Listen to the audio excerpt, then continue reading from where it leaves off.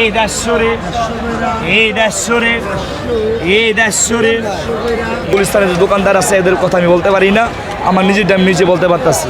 এই দৈনিক মনে করেন 30,000 35,000 টাকায় বেচে কিনা হয়, 20,000 25,000 এরকমভাবে হইতেছে, সবার মোটামুটি সেল এরকমভাবে হইতেছে।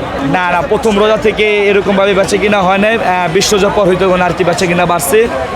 20 রোজা পর্যন্ত আগে মনে করেন 5,000 6,000 7,000 এরকম বেচে কিনা হয়েছে, পরে 20 রোজার ওভার হওয়ার পর হইতে মানে এখন টুকটাক মানে সবারই মুখে হাসি আছে, বেচে কিনা টুকটাক হইতেছে। 100 টাকা পিস, খালি 100 টাকা পিস, খালি বাচ্চেন খালি বাচ্চেন। গত বাজার হচ্ছে এবার বেচা বিক্রি একটু কম। প্রথম কয়েকদিন ভালো ছিল, 10 দিন মোটামুটি ভালো ছিল, রমজানের লাস্ট যে 10 দিন, এই 10 দিনের পরে মোটামুটি ভালো ছিল, বাট আজকে 2-3 দিন একটু খারাপ যাচ্ছে আর কি। আমাদের এখান থেকে অন্যান্য অনেক ভালো ভালো ব্র্যান্ডেও আমাদের এখান থেকে মাল যায়, কিন্তু আমরা এই জায়গায় সীমিত প্রাইসে বিক্রি করি, তারপরেও কাস্টমার একটু কম আর কি, এরকম অবস্থা। অনেক বুঝায় সুঝায় দিতে হয়। খালি গার্মেন্টসেরটা ওই মধু বেচা বিক্রি আপনার একবারে খারাপ না, বেচা বিক্রি ভালো, কিন্তু এত দোকান কখনোই ছিল না।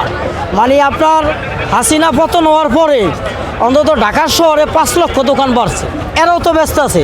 যেমন আগে আওয়ামী লীগ একটা সিন্ডিকেট কইরা একতফা দোকানদারি করছে, কিন্তু এখন এই সিন্ডিকেট আর নাই।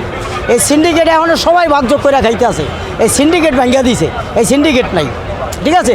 এই জন্য বেচা বিক্রি একটু কম বলতে এই যে দোকানগুলো বাড়ছে এরাও তো বিক্রি করতেছে, কিন্তু বেচা কিনা আগের চেয়ে কমে নাই, বেচা কিনা অনেক বাড়ছে বেচা কিনা, কিন্তু দোকান বেশির কারণে মনে হয় যে বেচা কিনা কম। অন্য রোজায় আপনার এখানে 150 পিস 200 পিস বেচি, এখন আল্লাহর রহমতে 100 পিস 80 পিস বেচি, হয়তো হালকা একটু কমলেই যে আরও দোকানগুলো বাড়ছে বেটারা ব্যস্ত আছে।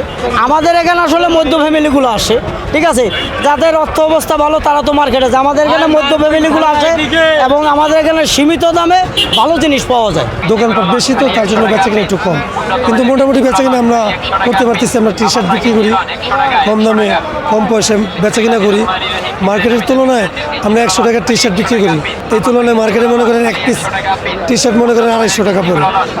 ওই হিসাবে আঙ্গ তুলনায় পায়ে হাঁটা মার্কেটে খুব কম পয়সায় মার্কেটিং করতে পারে বাংলাদেশের মানুষ, এটার জন্য অনেক সুবিধা। বেচাকেনা ভালো আগেছে, অনেক ভালো ইনশাল্লাহ।